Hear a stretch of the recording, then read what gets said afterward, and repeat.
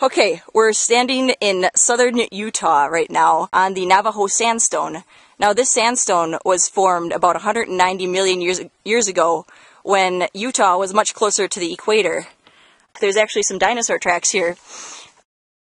Right here is a dinosaur track made by a carnivorous dinosaur called the Kayentapus.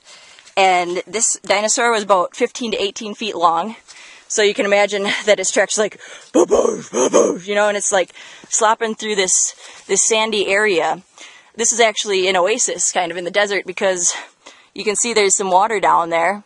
So that water was apparently flowing here in the Cretaceous somewhere between 144 million years to 65 million years ago. And that's when these dinosaurs were walking along in this oasis and making these huge tracks. You can tell it's a carnivorous dinosaur because it's three-toed, and it looks like it's bipedal because you can see that the steps are like, boom, and then it's like, and so, yeah, cool little dinosaur tracks.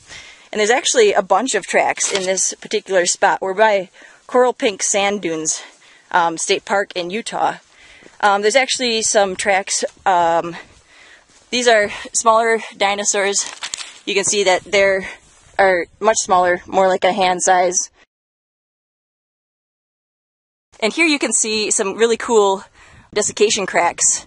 They're right here you can see they're polygonal fractures, and that's because the sandstone was wet at one time and then it just dried out, and so when the sand dries out it kind of like shrinks and forms these polygonal cracking features. So this is a way cool place. I'd highly recommend it. Coral Pink Sand Dunes State Park by Kanab, Utah.